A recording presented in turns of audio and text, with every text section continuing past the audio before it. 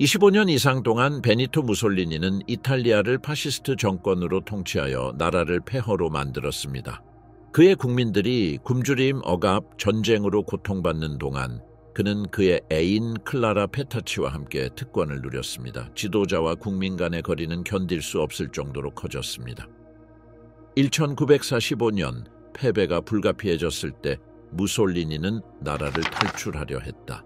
그러나 성공하지 못했다. 그는 북부 이탈리아에서 파르티잔들에게 페타치와 함께 체포되었다. 협상이나 법정의 여지는 없었다. 결정은 빨랐다. 파시즘의 상징을 끝내기 위한 즉각적인 처형. 왜 파르티잔들은 공개 재판 대신 즉결 처형을 선택했을까요? 페타치가 그 최후를 함께했다는 것은 이탈리아의 어떤 의미였을까요? 무솔리니의 몰락이 전쟁 막바지의 가장 잔인한 행위 중 하나로 어떻게 기록될 수 있었을까요? 검은 포효, 파시스트 권력의 탄생. 베니토 아밀카레 안드레아 무솔리니는 1883년 7월에 이탈리아 북부 에밀리아 로마냐 지역에 위치한 작은 마을 프레다피오에서 태어났습니다. 그는 노동계급의 소박한 가정에서 자랐습니다. 그의 아버지 알레산드로는 대장장이었으며 칼 마르크스와 주세페 가리발디와 같은 인물들에게 영감을 받은 급진적인 사회주의 사상을 지지했습니다. 그의 어머니 로사 말토니는 초등학교 교사였으며 엄격한 가톨릭 신앙을 실천했습니다. 이 조합에서 아버지로부터 물려받은 정치적 격렬함과 어머니로부터 전달된 권위적인 규율이 합쳐져 젊은 베니토를 형성하는 결정적인 영향을 미쳤습니다. 그의 젊은 시절 동안 무솔리니는 폭력적이고 갈등적인 성격을 보였습니다. 그는 여러 가톨릭 학교에 다녔지만 공격적인 행동으로 여러 차례 퇴학당했습니다. 한 번은 친구를 칼로 공격하여 살레시오 기숙사에서 최종 퇴학당했습니다. 그러한 대립적인 성향에도 불구하고 그는 글쓰기와 연설에 대한 능력을 보여주었으며 이들은 그가 정성을 들여 발전시킬 자질이었고 나중에 그의 주요 정치 도구가 되었습니다. 그를 교사로서 자격을 주는 학업을 마친 후 그는 시골 학교에서 잠시 교사로 일했지만 곧 교육을 그만두고 활동가로서의 길을 걷기 시작했습니다. 1902년에 그는 스위스로 이주하여 의무 군복무를 피했습니다. 그곳에서 사회주의자와 아나키스트 망명자들의 서클에 가입하고 시위와 파업에 참여했으며 스위스 경찰에 여러 번 체포되었습니다. 이 기간 동안 그는 프리드리히 니체, 조르주 소렐, 빌프레도 파레토와 같은 사상가들을 주에 깊게 읽었으며 이들의 폭력, 직접 행동, 정치 엘리트에 대한 이론은 그의 사상에 깊은 영향을 미쳤습니다. 그는 1904년에 군복무를 위해 이탈리아로 돌아왔고 그 후 저널리즘을 통해 그의 정치적 헌신을 강화했습니다. 1909년부터 그는 당시 오스트리아 헝가리 제국에 지배해 있던 트렌토의 사회주의 신문과 협력했습니다. 그의 글은 하브스부르크 왕정을 공개적으로 비판했으며 이는 투옥과 지역에서의 추방을 초래했습니다. 1912년에 그는 이탈리아 사회당의 공식 기관지인 아반티 신문의 편집장으로 임명되었습니다. 그 자리에서 그는 신문을 선전의 강력한 도구로 변모시켰으며 파업, 노동자 소요, 반군사주의적 논조를 옹호했습니다. 그 당시에 그는 이탈리아 사회주의의 가장 유망한 지도자 중 한 명으로 여겨졌습니다. 제1차 세계대전의 발발은 그의 경로를 급격히 바꾸어 놓았습니다. 사회당은 중립적인 입장을 유지했지만 무솔리니는 그 노선에서 벗어나 이탈리아의 개입을 지지했습니다. 그는 이 갈등이 혁명적이며 민족주의적인 기회로 변할 수 있다고 주장했습니다. 1914년 11월에 그는 당에서 추방당했습니다. 그는 이탈리아의 산업 부문과 프랑스 정부로부터 자금을 받아 일 포폴로 디탈리아 신문을 창간하였으며 그들은 이탈리아를 연합국과 함께 전쟁에 끌어들이고자 했습니다. 그는 그 지면에서 개입주의와 민족주의를 옹호했습니다. 1915년에 이탈리아는 오스트리아, 헝가리와 독일에 선전포고를 했습니다. 무솔리니는 자원하여 입대하였고 알프스 전선에서 병장으로 싸웠습니다. 1917년에 박격포 사고로 부상을 입고 전역하였습니다. 참호 전투 경험은 폭력을 사회 변혁의 원동력으로 군사훈련을 이상적인 정치 조직 모델로 보는 그의 시각을 강화시켰습니다. 1918년의 휴전으로 이탈리아는 심각한 위기에 직면하게 되었습니다. 나라가 자원과 인명을 희생했지만 평화조약들은 약속된 영토 보상을 제공하지 않아 불완전한 승리라는 인식을 초래했습니다. 여기에 인플레이션 실업 그리고 증가하는 사회적 불안이 더해졌습니다. 1919년과 1920년 사이에는 러시아 혁명의 영감을 받은 총파업, 공장 점거 및 농민 봉기로 특징 지어진 이른바 적색 인연이 경험되었습니다. 경제 엘리트들은 자유주의 질서의 붕괴를 두려워했습니다. 그러한 분위기에서 무솔리니는 1919년 3월에 파시 이탈리아니 디 콤바티멘토를 창설했습니다. 이 운동은 참전 군인, 급진적 민족주의자 및 의회주의에 실망한 계층을 모았습니다. 그들의 프로그램은 사회적으로 진보적인 것으로 보이는 제안들을 초국가주의적 담론과 섞어 애매모호했습니다. 이 그룹의 정체성은 정치적 폭력을 지속적으로 사용하는 것이었습니다. 블랙셔츠라는 이름으로 알려진 그들의 대원들은 노조, 협동조합 및 사회주의 본부에 대한 공격을 시작했습니다. 이러한 행동은 지방 당국과 기업가들에 의해 용인되었고 때로는 지원까지 받았습니다. 1919년 선거에서 운동은 미미한 결과를 얻었습니다. 그러나 폭력의 맥락과 자유주의 정부의 약세는 무솔리니가 정치적으로 성장할 수 있게 했습니다. 1921년에 그는 파시스트를 국민 파시스트 당으로 재조직했고 같은 해에 그는 의원으로 선출되었습니다. 자유주의자들과 보수주의자들과의 동맹은 그에게 의회 정당성을 부여했으며 검은 셔츠다는 거리에서 그의 상대들을 계속 약화시켰습니다. 결정적인 순간은 1922년 10월에 왔습니다.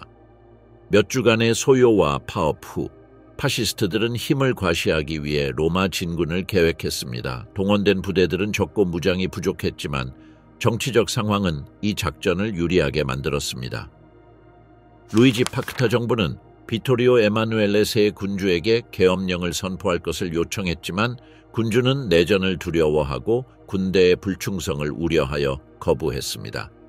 10월 29일 왕은 무솔리니에게 새로운 정부의 구성을 맡겼습니다. 파시스트 지도자는 기차로 수도에 도착하여 39살의 나이에 총리로 임명되었습니다.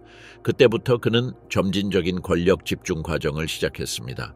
처음에는 의회 외관을 유지했지만 1924년 기아코모 마테오티 의원의 살해 사건 후 이는 파시스트 민병대와 연루된 범죄였으며 공개 독재로 나아가기로 결정했습니다.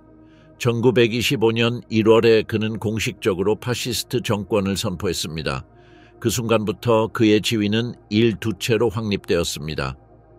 반대 정당을 금지하고 언론의 자유를 제한하며 광범위한 검열을 도입하고 반파시즘에 대한 감시와 억압을 위한 조직을 통해 억압기구를 강화했습니다.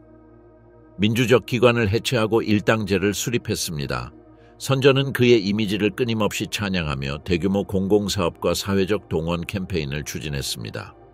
파시즘은 극단적인 민족주의, 규율, 국가에 대한 복종을 기반으로 하여 자유주의와 사회주의에 대한 급진적인 대안으로 제시되었습니다. 불과 10년이 되기 전에 무솔리니는 소외된 사회주의 선동자에서 이탈리아의 절대적인 독재자로 변모했습니다. 그의 부상은 조직적인 폭력, 강력한 부문과의 동맹 그리고 대전 이후의 사회적 불만의 조작의 결과였습니다. 금지된 욕망, 독재자와 함께한 클라라 페타치. 클라라 페타치는 가족이 가톨릭 신앙을 굳게 가지고 있는 부유한 집안에서 1912년 2월 로마에서 태어났다. 그녀의 아버지 프란체스코 사베리오 페타치는 바티칸과 관련된 의사로 일하고 있었으며 이는 그들의 사회적 지위를 높여주고 교회 관계자들에게 특별한 접근을 가능하게 하였다. 어머니인 주세피나 페르시케티 역시 보수적인 부르주아 환경에서 성장했다.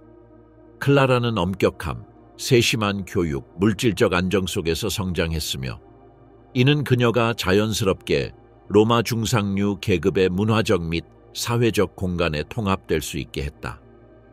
어린 시절부터 그녀는 종교적 경향과 순종을 두드러지게 보여주었고 이는 이탈리아가 파시스트 체제가 공고화되면서 정치적 사회적 변화가 가속화되던 시기였다. 청소년 시절 동안 클라라는 공식 선전의 도처에 나타나는 베니토 무솔리니에 대한 강렬한 존경심을 키웠습니다. 두체는 신문, 뉴스 및 포스터에 매일 등장하며 국가의 힘과 의심할 여지가 없는 지도자로 투영되었습니다. 젊음에도 불구하고 클라라는 열정적인 어조로 그에게 절대적인 헌신을 표현한 편지를 쓰기 시작했습니다. 1926년에 로마에서 무솔리니가 암살 시도에서 살아남았을 때 14살에 불과한 클라라는 그를 보호하기 위해 현장에 있었으면 좋겠다는 소망을 표현한 편지를 썼습니다. 이 사건은 그녀가 훨씬 이른 시기부터 파시스트 지도자를 단순한 정치적 참고서로 간주한 것이 아니라 이상화된 개인적 인물로 인식했음을 드러냅니다. 첫 번째 직접 접촉은 1932년에 일어났습니다. 클라라는 어머니와 자매와 함께 오스티아 해안으로 여행하던 중 빨간 스포츠카를 운전하는 무솔리니를 알아보았습니다. 그녀는 해변까지 그를 따라갔고 그와 몇 마디를 나눌 수 있었습니다.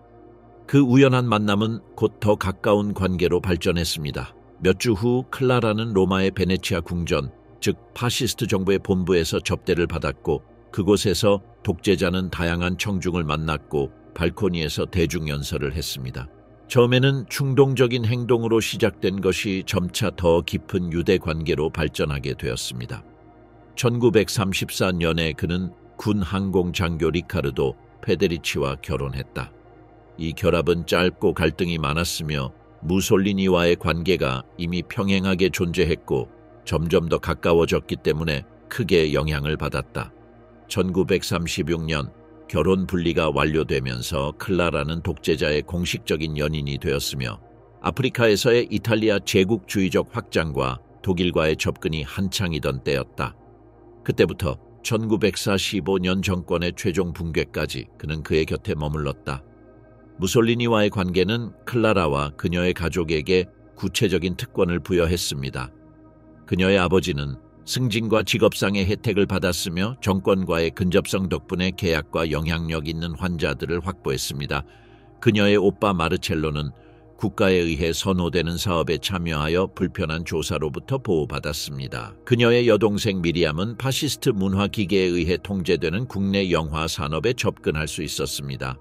클라라는 저택, 고급 자동차, 화려한 생활 방식을 유지할 수 있는 넉넉한 배당금을 받았습니다. 페타치 가족을 둘러싼 혜택의 축적은 시간이 지나며 파시스트 권력의 과잉을 보여주는 명백한 예가 되었고 전쟁 시기에 사회적 반감을 불러일으켰습니다. 그러나 그 관계는 물질적 이득에만 국한되지 않았다. 무솔리니는 클라락에서 지속적인 내적 위안을 찾았다. 다른 일시적인 관계들과 달리 그녀에게서 안정감과 일상적인 동반자를 발견했다. 개인적인 편지는 그가 아내 라켈레 귀디나 가장 가까운 협력자들과도 공유하지 않은 피로, 좌절 및 개인적인 불만을 표현하기 위해 클라라에게 의지했음을 보여준다. 둘 사이의 의사소통은 계속되었으며 공식 회의 중에도 매일 통화했다. 클라라는 그에게 지속적인 정서적 지지를 제공했으며 그의 정치적 삶의 모든 단계에서 흔들림 없는 충성을 바쳤다. 클라라의 역할이 제도적 성격을 띠지 않았지만 그녀의 존재는 독재자의 친밀한 환경에 영향을 미쳤습니다. 그녀가 군사적 결정이나 전략적 토론에 참여했다는 문서화된 증거는 없지만 그녀의 일상적인 친밀함은 파시스트 권력이 얼마나 친족 관계와 특혜에 둘러싸여 있는지를 보여줍니다. 상징적으로 클라라는 국가의 자원을 사적 이익을 충족시키고 가까운 집단을 보호하는 데 사용하는 체제의 과잉을 전형적으로 나타냈습니다. 관계에 공개된 발표는 신중하게 관리되었습니다. 무솔리니는 라켈레 귀디와의 정식 결혼 생활을 유지하고 공식 선전은 이탈리아 사회의 모델인 전통적인 가족 이미지를 홍보했습니다. 그러나 지배 계층과 로마의 사회적 계층 사이에서는 클라라가 독재자의 감정적인 동반자 역할을 했던 것으로 알려졌습니다. 그녀의 가족에게 제공된 눈에 띄는 혜택들은 대중의 의견으로 흘러들어가 파시스트 부패의 명백한 상징이라는 인식을 강화했습니다. 1943년 9월 정권이 붕괴되고 독일 점령하에 북부에서 이탈리아 사회공화국이 창설되었을 때 클라라는 두체 곁에 충실히 남아있었다. 정치 및 군사 구조가 붕괴되고 과거의 동맹국들이 도망치거나 거리감을 두며 그녀는 그의 이동과 가장 취약한 순간에 동행했다. 지도자의 신체 쇠약과 권력 상실은 그 곁에 머무르겠다는 그녀의 결정을 바꾸지 않았다. 1945년 4월 연합군이 징역하고 이탈리아의 파르티잔들이 영토를 되찾아가던 중에 무솔리니는 독일 관리와 병사들의 호송대를 따라 스위스로 도피하려고 시도했다. 클라라는 가족과 친구들이 따로 피하라고 경고했음에도 불구하고 그와 함께 여행하겠다고 고집했다. 독재자의 운명을 함께하려는 그녀의 결심은 절대적이었고 마지막 사건들에 강한 영향을 미쳤다. 클라라 페타치의 삶의 여정은 개인적인 관계가 어떻게 한 정권의 정치적 삶의 불가분한 요소로 변할 수 있는지를 보여줍니다. 청소년기의 감탄으로 시작된 것이 지속적인 친밀한 동반 관계로 변화했으며 이는 그녀의 가족 전체의 사회적 상승과 파시즘의 공공 이미지에 직접적인 영향을 미쳤습니다. 무솔리니 곁에 있던 그녀의 존재는 힘이 가장 강했던 시기와 쇠퇴기 모두에서 현대 이탈리아 역사의 가장 기억에 남는 사건들 중 하나의 의도치 않은 주인공으로 그녀를 만들었습니다. 거인의 몰락, 정권이 붕괴하다. 베니토 무솔리니의 파시스트 정권은 1930년대 말에 지쳐가는 명확한 징후를 보이기 시작했으며 이는 이탈리아가 제2차 세계대전에 참전하면서 더욱 악화되었습니다. 지중해 강국으로 이탈리아의 위상을 높이려는 확장 외교 정책은 결국 체제의 구조적 취약성을 노출시켰습니다. 두 채의 지휘 아래 수행된 군사작전은 반복적인 패배로 귀결되었고 이는 축적되어 내부적으로 파시스트 국가의 정치적 붕괴를 가속화시켰습니다. 1940년 여름 무솔리니는 독일 편에 서서 세계 분쟁에 개입하기로 결정했는데 이는 전쟁이 짧을 것이며 이탈리아가 제한된 노력으로 영토적 이익을 얻을 수 있을 것이라고 확신했기 때문이었다. 그해 10월 알바니아에서 그리스를 향한 첫 번째 공세는 그 반대를 드러냈다. 이탈리아군은 그리스군에 의해 격퇴되어 알바니아 영토로 후퇴했다. 독일군이 몇 개월 후 직접 개입해 그리스를 점령할 때까지 작전을 유지할 수 없다는 것이 분명해졌다. 이 사건은 이탈리아 군대의 물류적 및 조직적 약점을 보여주었다. 북아프리카에서 상황은 더 나아지지 않았습니다. 1940년 9월에 이탈리아군은 리비아에서 이집트를 침공했지만 곧 영국군에게 패배하여 많은 수의 포로를 잡히고 말았습니다. 에르빈 롬멜 지휘하에 독일 아프리카 군단이 도착하여 임시로 상황을 완화했지만 전쟁을 지속하기 위한 이탈리아의 독일 의존도를 확고히 하는 대가를 치러야 했습니다. 최종 패배는 1942년 엘알라메인 전투에서 왔으며 이어 튀니지로의 전반적인 퇴각과 북아프리카에서 추축군의 항복이 이어졌습니다. 동부 전선에서 이탈리아는 엄청난 손실을 겪은 부대를 파견했습니다. 나중에 완전한 군대로 확장된 소련 원정군은 1942년에서 43년 겨울 동안 스탈링그라드 전투와 동항 후퇴와 관련된 전투에서 전멸했습니다. 배치된 이탈리아 군인 중 절반 이상이 사망하거나 실종되었거나 포로가 되었습니다. 이러한 손실이 국가 사기에 미친 영향은 깊었고 정권의 정당성을 더욱 약화시켰습니다. 한편 국내 전선은 계속해서 악화되고 있었다. 전쟁 이전부터 취약했던 경제는 장기간의 전쟁 노력의 무게에 짓눌려 붕괴되었다. 연합군의 폭격은 주요 도시의 민간인 피해를 초래하고 산업 및 항구 시설을 파괴하여 생산 능력에 심각한 영향을 미쳤다. 식량과 연료의 부족은 만성화되었고 불만은 대중 사이뿐만 아니라 파시스트당, 군대 및 왕실 내에서도 확산되었다. 1943년 7월에 시칠리아에서의 연합군 상륙은 최종적인 타격을 가했습니다. 작전은 7월 9일에 영국과 미국군의 대규모 병력 배치로 시작되었습니다. 이탈리아 방어는 약했고 많은 지역에서 주민들은 침략자들을 해방자로 맞이했습니다. 팔레르모는 7월 22일에 함락되었고 이는 정권이 국가 영토를 방어할 수 없다는 것을 확인시켜 주었습니다. 전체 붕괴가 임박하자 내부 정치적 움직임이 가속화되었습니다. 7월 24일에 로마에서 대참의회가 열렸다. 20년 만에 처음으로 당의 최고기관이 무솔리니에게 공개적으로 도전했다. 베테랑 지도자이자 외교관인 디노 그란디는 비토리오 에마누엘레 셋째 왕에게 군사력의 최고 통제권을 돌려주는 제안을 제출했다. 투표 결과가 그 제안에 유리하게 나오면서 두체의 개인적인 권위를 직접적으로 거부하는 결과를 낳았다.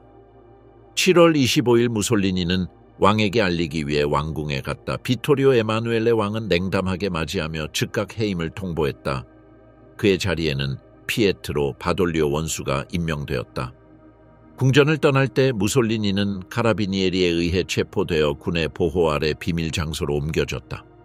바돌리오의 새 정부는 연합국과 협상을 시작하여 1943년 9월 8일에 공개적으로 발표된 휴전 협정을 체결했습니다. 이탈리아는 공식적으로 그들과의 전쟁에서 벗어났지만 나라는 혼란에 빠졌습니다. 독일군은 사전에 준비하여 빠르게 대부분의 영토를 점령하고 이탈리아군을 무장해제시키고 전략적 지역에 대한 직접적인 통제를 확립했습니다. 여전히 포로 신세였던 무솔리니는 여러 차례 이동된 끝에 그란사소 산맥의 캠포 임페라토레 호텔에 감금되었습니다. 9월 12일 오토스코르체니가 지휘하는 독일 명령부가 로블레 작전을 수행했습니다. 글라이더를 사용하여 호텔 옆에 착륙하였고 이탈리아 경비를 놀래켜 무솔리니를 총격 없이 해방시켰습니다. 독재자는 독일로 보내졌고 그곳에서 히틀러와 만났습니다. 독일 지도자는 그를 설득하여 독일 보호 아래 북부에서 새로운 국가를 이끌도록 이탈리아로 돌아가게 했습니다. 1943년 9월 23일에 가르다 호수 기슭살로에 위치한 이탈리아 사회공화국의 창설이 공식적으로 발표되었습니다. 이 정권은 실질적으로 주권이 없는 꼭두각시 국가로 운영되었습니다. 파시스트 기관들은 명목상으로 재건되었지만 모든 중요한 결정은 독일 지휘부에 달려 있었습니다. 살로 공화국은 억압과 정치적 폭력으로 특징 지어졌습니다. 독일 무기로 무장한 파시스트 민병대가 재조직되고 반대자와 탈영병을 처벌하기 위한 특별법원이 설립되었습니다. 가장 악명 높은 재판 중 하나는 무솔리니의 사위이자 외무부 장관이었던 갈레아초 차노의 재판이었습니다. 그는 대의회에서 두체의 반대 투표를 한 후 1944년 1월에 총살형에 처해졌습니다. 이 정권의 기반은 진정한 민중의 지지 없이 독일 군사 주둔과 탄압기구만으로 이루어졌습니다. 이 마지막 기간 동안 무솔리니는 신체적, 정신적으로 깊은 악화를 보였습니다. 그의 모습은 나이가 들어 보였고 흰머리에 지친 제스처를 하고 있는 남자였습니다. 그의 결정력은 감소되었고 히틀러와의 회의에서도 주도권이 없고 기운이 부족한 모습을 보이며 종속되어 있었습니다. 불신에 둘러싸여 있고 필연적인 패배를 자각한 그는 독일 점령군의 힘에 겨우 지탱되는 쇠락하는 국가의 명목상의 수장이 되었습니다. 돌이킬 수 없는 길, 국경으로의 탈출.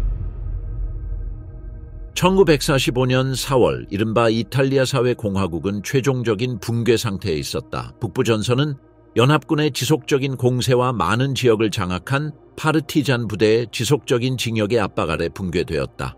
군사통신은 체계적으로 차단되었고 파시스트 수비대는 매일 무너졌으며 민간인은 해방된 모든 도시에서 공개적으로 정권을 거부했다. 공업 중심지이자 공화국 권력의 상징인 밀라노에서는 4월 25일에 일반 봉기가 발생했다. 민족해방위원회는 국민봉기를 선언하고 도시를 장악했으며 파시스트군의 무조건 항복과 살로 정권 주요 지도자들에 대한 사형을 명령했다. 무솔리니는 그 시기에 밀라노에 머물며 현지 관청에 설치되어 사실상 사라진 저항을 지키려 했습니다. 같은 4월 25일에 그는 알프레도 일데폰소 슈스터 추기경이 도시의 유혈 사태를 피하기 위해 중재하려고 하는 가운데 해방국가위원회 대표들과 대주교청에서 만났습니다. 저항 세력은 그에게 분명한 요구를 제시했습니다. 완전한 항복과 그의 즉시 인도. 무솔리니는 독일 지휘관들과 협상하거나 망명 중에 재조직하기 위해 스위스 영토에 도달할 수 있다고 여전히 확신하며 이 제안을 단호히 거절했습니다. 회의는 협의 없이 긴장된 분위기 속에서 끝났습니다. 몇 시간 후 그는 레짐의 충성을 유지하는 소수의 고위 관리와 함께 클라라 페타치와 동행하여 밀라노를 떠났습니다. 결정은 북쪽 국경을 향해 가기로 하고 파르티잔들이 고개를 닫기 전에 코모 호수를 따라가면서 스위스 땅에 도달하기를 희망하는 루트를 따르는 것이었습니다. 베른에서의 망명에 대한 보장은 없었지만 무솔리니는 생존할 수 있는 어떤 형태의 정치적인 수용을 얻을 수 있기를 기대했습니다. 그를 동반한 사람들은 알레산드로 파볼리니를 포함한 장관들과 고위 관리들이었으며 공화국 파시스트 당의 비서였으며 탈출을 시도하는 계층의 구성원과 함께 있었습니다. 이 카라반은 이탈리아 파시스트들과 철수하는 독일군이 섞인 군 차량의 호송단으로 구성되었습니다. 이 도주 동안 무솔리니의 개인적 이미지는 수년 동안 그가 투영했던 위험 있는 모습과 극도로 대조적이었습니다. 그는 루프트바페 장교의 외투와 독일 철모를 착용하여 병사들 사이에서 눈에 띄지 않으려 했습니다. 그의 얼굴은 부어 있었고 창백했으며 머리는 희끗희끗했고 그의 움직임은 피로를 드러냈습니다. 그 순간을 목격한 사람들은 그를 기운 없고 에너지도 희망도 없는 자신의 운명이 사실상 정해졌음을 인지하는 사람으로 묘사했습니다. 군사변장은 그것을 숨기려 했지만 그의 특징적인 모습은 여전히 드러나고 있었고 그의 태도는 체념을 전달하고 있었습니다. 호송대는 밀라노에서 코모로 출발하여 호수의 서쪽 해안을 따라가는 도로를 따라갔다. 4월 26일에 그들은 임시로 설치된 검문소와 주변에서 끊임없이 들리는 전투 소문 속에서 천천히 나아갔다. 독일 병사들 사이의 규율은 무너지고 있었고 대부분이 포로가 되는 것을 피하는 데만 집중하고 있어 명백한 사기 저하를 보였다. 그날 밤 그들은 코모에서 밤을 보내며 전선에서의 소식은 저항군의 멈출 수 없는 징역을 확인해 주었다. 4월 27일 아침 호송대는 국경에서 일정 거리 떨어진 코모 호수의 해안에 위치한 돈고 마을에 도착했습니다.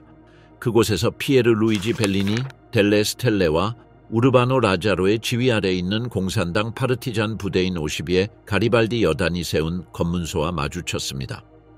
파르티잔들은 스위스로 도망치려는 파시스트 고위 관리들을 가로막기 위해 전략적으로 접근로를 확보하고 있었습니다. 전투원들은 행렬을 멈추게 했다. 독일인들은 전진할 수 없다는 것을 깨닫고 무기를 넘기고 파르티잔들과 협상했다. 조건은 명확했다. 독일군은 북쪽으로 계속 갈 수 있었지만 호송대에 타고 있던 파시스트 지도자들을 넘겨줘야 했다. 파르티잔들은 가장 수배 중인 사람들의 명단과 사진을 사용하여 민간인 점유자를 하나하나 확인하기 시작했습니다. 그들 중에는 즉시 인식된 이탈리아 사회 공화국의 여러 고위 관리들이 나타났습니다. 무솔리니는 군용 트럭 안에 숨어 헬멧과 코트를 단단히 입고 눈길을 피하고 있었습니다. 우르바노 라차로가 그의 존재를 알아차렸다. 키가 작고 체격이 단단한, 눈을 마주치지 않는다고 여겨지는 독일군 병사의 태도를 관찰했다. 그 남자의 모습은 피로에 지친 사람의 무표정한 얼굴로 인해 경직되어 보였다. 라차로는 헬멧을 벗으라고 요청했고 그 순간 정체가 부인할 수 없이 드러났다. 베니토 무솔리니였다. 이 발견은 전투원들 사이에 즉각적인 반응을 일으켰고 그들 앞에 이탈리아 파시즘의 주된 책임자가 있음을 깨달았다. 무솔리니는 신원을 확인받을 때 저항하지 않았다. 그의 침묵과 수동성은 그가 대중 앞에서 활기차고 몸짓을 많이 하던 권력의 시절 이미지와 대조적이었다. 그는 무장 경호를 받으며 동고의 한 주택으로 이송되었고 이후 더 안전한 인근 본자니고의 다른 집으로 옮겨졌다. 그의 체포 소식은 비밀 라디오를 통해 전국해방위원회의 상부 구조에 빠르게 전달되었습니다. 메시지는 북부 지역 전체의 저항 단위에 퍼져나갔고 그의 운명에 대한 즉각적인 논쟁을 불러일으켰습니다. 일부는 즉결 처형을 정의로운 행위로 요구했으며 다른 사람들은 정식 재판을 위해 연합군에 인도하는 가능성을 옹호했습니다. 클라라 페타치가 호송대의 나머지 민간인들과 함께 체포되었을 때 무솔리니와 함께 있고 쉽다고 요청했습니다. 파르티잔 사령관들은 그녀의 요청을 논의하고 마침내 수락했으며 이 결정은 독재자의 운명에 그녀를 확고히 연결시켰습니다. 마지막 시간 동안 그녀의 절대적인 충성이 확인되었고 그녀의 모습은 이후 며칠 동안 전개될 사건들과 불가분하게 연결되었습니다. 침묵의 집 두 채의 마지막 밤. 1945년 4월 27일에 동고에서 체포된 후 베니토 무솔리니는 코모 호수의 잔잔한 물가에 있는 메제그라시의 작은 마을 본자니고로 철저한 경호하에 이송되었습니다. 이 장소의 선택은 우연이 아니었습니다. 50위 가리발디 여단의 빨치산들은 기밀성과 통제를 쉽게 할 수 있는 위치가 필요했습니다. 본자니고는 그런 조건을 제공했습니다. 주요 도로에서 떨어진 농촌 중심지로 많은 사람을 배치하지 않고도 확보할 수 있는 석조 건축물이 있었습니다. 지정된 주거지는 롬바르디아 지역 특유의 두꺼운 벽과 소박한 방을 가진 소박한 농가였습니다. 즉석에서 감옥으로 변한 이곳은 옛 독재자의 마지막 시간을 보낸 무대가 되었습니다. 무솔리니는 무장한 전투원들에게 호위받으며 체포 시점부터 그와 함께 있다는 것을 강력히 주장한 클라라 페타치와 동행했다. 젊은 여성은 이별을 거부했으며 일부 파르티잔 지도자가 그녀를 다른 곳에 감금하길 선호했음에도 불구하고 그렇게 했다. 내부 논의 끝에 그들을 함께 지키기로 결정했는데 이는 감시의 실용적인 이유뿐만 아니라 그녀의 존재가 직접적인 군사적 위험을 초래하지 않기 때문이었다. 그 커플은 1층 방에 배치되었고 지속적으로 짧은 교대로 순찰을 서는 경비원들에 의해 철저히 감시되었다. 그날 밤 경계를 섰던 사람들의 증언은 같은 초상화에 일치합니다. 무솔리니는 신체적으로나 정신적으로 패배한 모습으로 나타났습니다. 그는 허리를 굽히고 걷고 거의 말하지 않으며 긴 시간을 침묵하며 앉아 바닥을 응시했습니다. 그의 행동은 절대적인 낙담을 전달했습니다.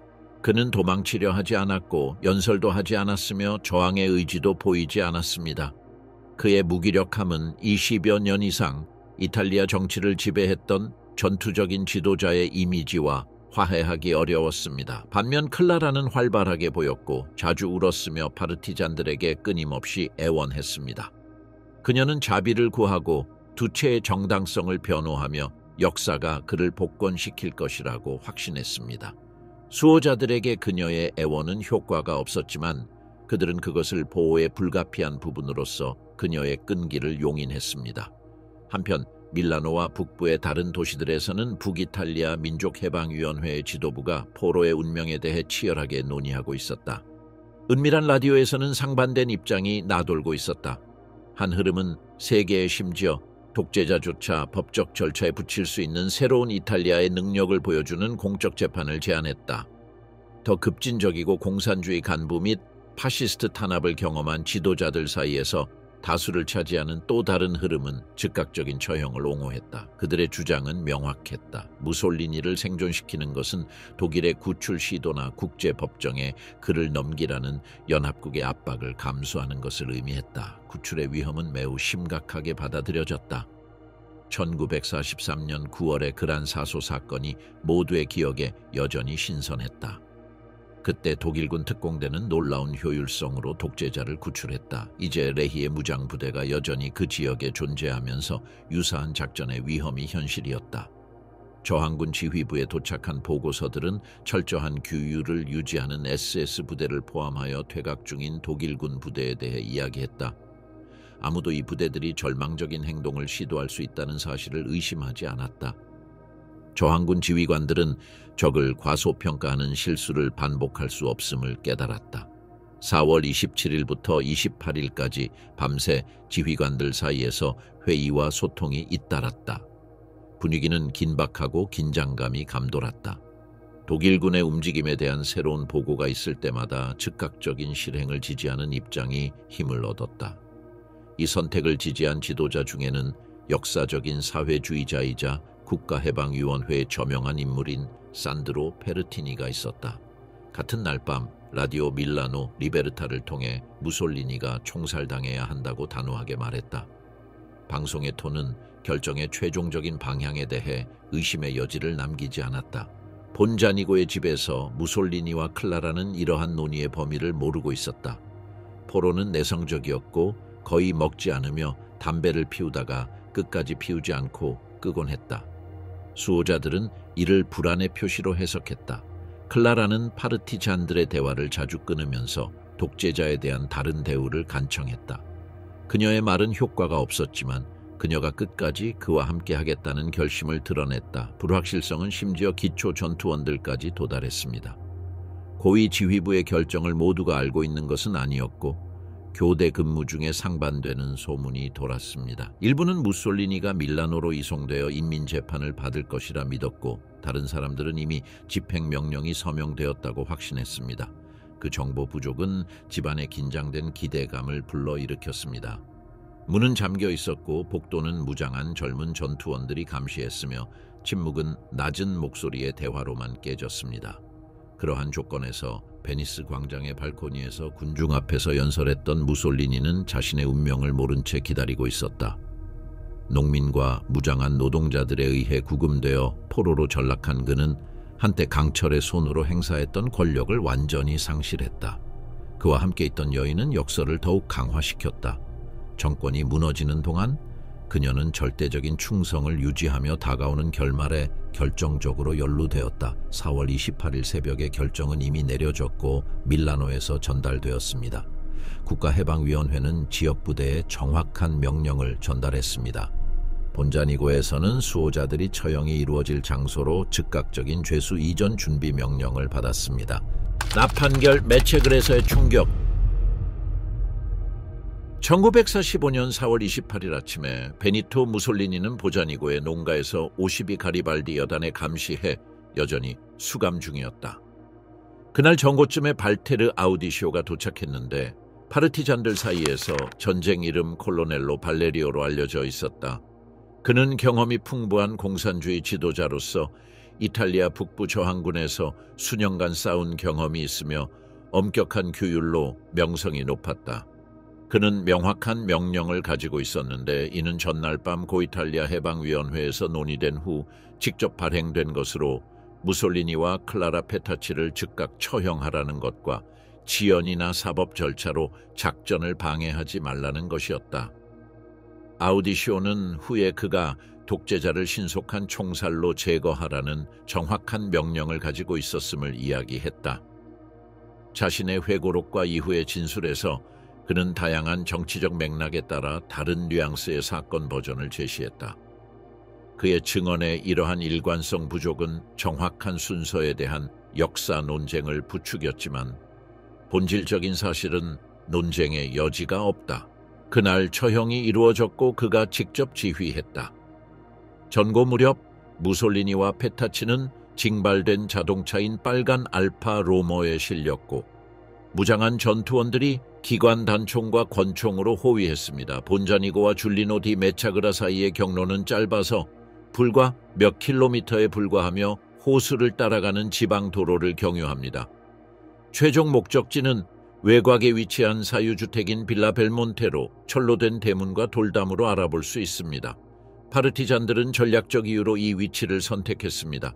이는 총격이 눈에 띄지 않고 독일군이 철수할 때 개입할 위험을 줄이면서 명령을 신속하게 실행할 수 있는 밀집한 식생으로 보호된 외딴 구간이었습니다. 줄리노에서 일어난 일에 대한 버전은 중요한 세부 사항에서 다릅니다. 오디시오 자신에 따르면 빌라 앞에 도착했을 때 무솔리니와 클라렉에게 차량에서 내리라고 명령하고 그들을 벽 앞에 세운 뒤 이탈리아 인민의 이름으로 판결을 발표했습니다. 그는 적군 부대에서 빼앗은 구경 9mm 프랑스 AMS-38 서브머신건을 사용하여 가까운 거리에서 발포했다고 주장했습니다. 다른 재구성에서 아우디시오는 총을 쏘기 전에 파시스트 정권 동안 무솔리니의 범죄와 전쟁에 대한 그의 책임을 열거한 공식 판결문을 읽었다고 지적했습니다. 이 버전에 따르면 독재자는 짧은 문구로 응답했을 것입니다. 심장을 겨냥하라. 그 말 뒤에 아디시오는 최후의 발사를 했을 것입니다. 다른 버전에 따르면 판결문 낭독이나 언어적 교류가 없었다고 주장한다. 그 이야기에 따르면 클라라는 아우디시오가 무기를 들었을 때 본능적으로 무솔리니를 보호하려는 시도로 그에게 달려들어 발사 직전 그를 껴안고 있었다고 한다. 탄화는 두 명에게 동시에 충격을 주어 피타치가 독재자 옆에서 즉시 사망하게 했다. 작전에서 아우디시오를 동행한 파르티잔 알도 람프레디는 덜 자세한 증언을 남겼다. 그의 이야기로는 명령은 연설이나 형식 없이 실행되었다고 한다. 자동차가 멈추고 죄수들이 내려와서 총격이 가해졌다. 이 버전은 본질적으로 아우디시오와 일치하지만 무솔리니의 추정 발언이나 클라라의 몸짓과 같은 극적 요소는 생략한다. 밀라노 법의학 연구소에서 2945년 4월 30일에 실시된 부검은 무솔리니가 적어도 9발의 총탄을 맞았으며 그중 4발은 흉부에 맞아 자동 무기에서 가까운 거리에서 발사된 것으로 확인되었습니다. 클라라는 복부와 가슴에 여러 개의 총알이 있었고 즉각적인 출혈로 인한 사망을 초래하기에 충분했습니다. 의료 보고서는 두 사람이 동시에 총에 맞았으며 어떤 도움도 받을 수 없는 상태에서 즉사했다고 보여줍니다. MIT-38 외에 추가 무기가 사용되었는지에 대한 의문이 있습니다. 이후에 몇몇 목격자들은 첫 번째 연발 후에 결과를 확실히 하기 위해 권총이 발사되었다고 주장했습니다. 짧은 연발에 해당하는 것보다 더 많은 충격이 존재한다는 것은 이 가설을 뒷받침하지만 탄도학적 증거는 이를 결정적으로 확립할 수 없습니다. 작전의 신속함과 곧바로 밀라노로 시신을 옮긴 것은 이후 몇 년 동안 대체 이론의 출현을 촉진시켰습니다. 몇몇 저자는 무솔리니가 다른 장소에서 처형되었고 그의 죽음 이후에 줄리노에서 연출되었다고 주장했습니다.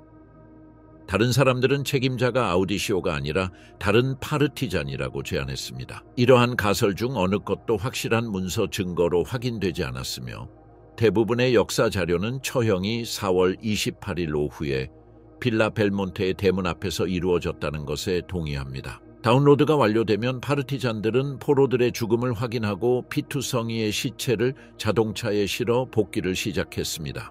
이동의 목적지는 밀라노로 그곳에서 저항 당국은 시체를 공개적으로 전시하기로 결정했습니다. 이는 국민에게 파시스트 정권이 회복할 수 없는 종말을 맞이했으며 주요 책임자는 더 이상 권력을 행사할 수 없고 저항의 상징이 될 수 없음을 보여주려는 것이었습니다.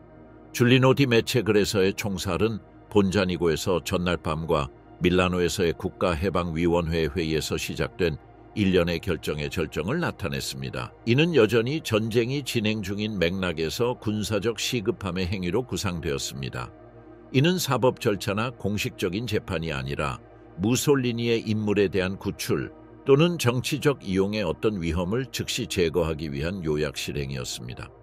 마지막 순간까지 그와 함께 남아있었던 클라라 페타치는 이 결말과 뗄 수 없이 연결되어 이탈리아에서 파시스트 경험을 단호하게 닫고자 했던 동일한 결정의 직접적인 희생자가 되었습니다. 죽은 자들의 광장, 매달린 파시즘의 유령.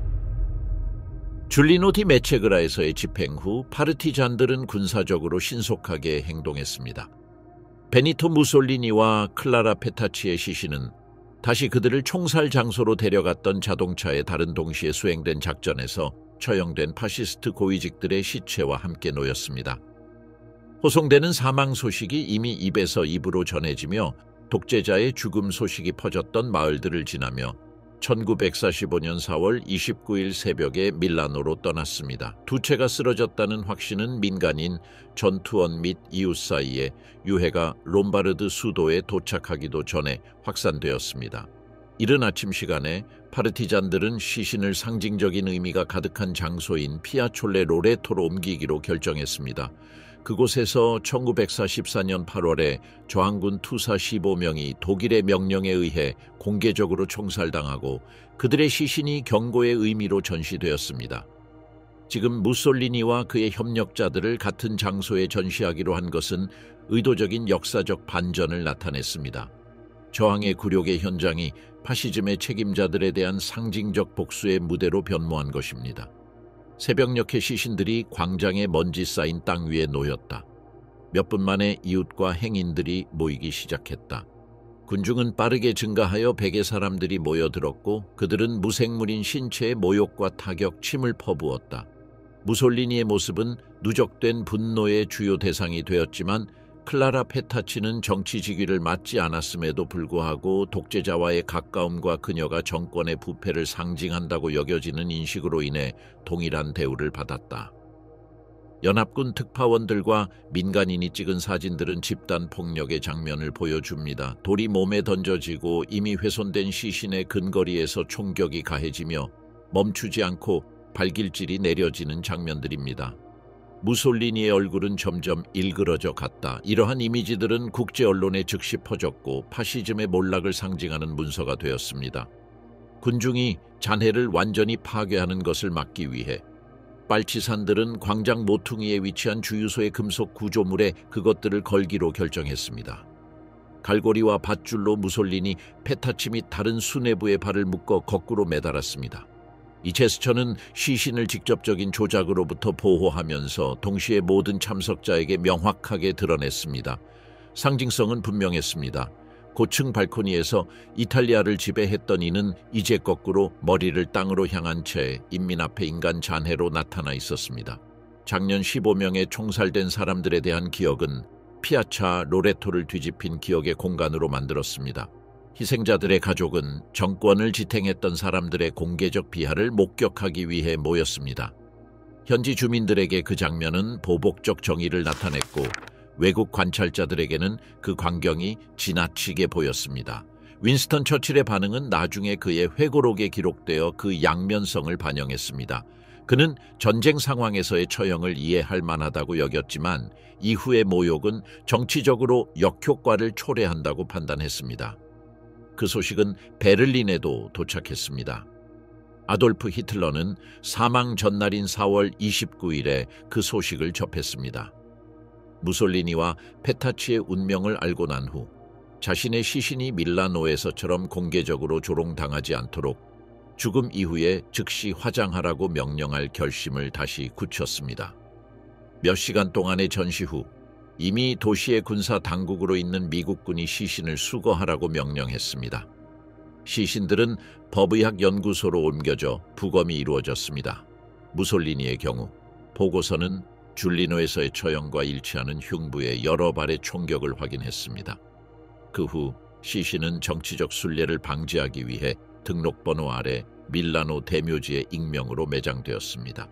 그러나 1946년에 신파시스트 운동가들의 한 그룹이 시신을 몰래 발굴하여 여러 지역에서 수개월 동안 숨겼습니다. 시신 도난 사건으로 알려진 이 사건은 정부가 정보작전을 통해 시신을 되찾도록 만들었습니다. 시신을 되찾은 후 시신은 세로 마조레의 카푸친 수도원의 비밀리에 안치되었고 그곳에서 10년 이상 절대적인 비밀로 남아 있었습니다. 1957년 수년간의 가족의 압력과 정치적 논쟁 끝에 정부는 무솔리니의 유해를 인도하는 것을 허용했다. 그 독재자는 마침내 에밀리아 로마냐의 그의 고향인 프레다피오의 가족 묘지에 안장되었다.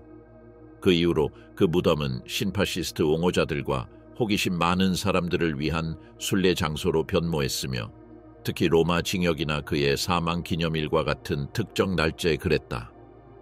프레다피오는 이탈리아의 기억에서 모호한 역할을 얻게 되었습니다.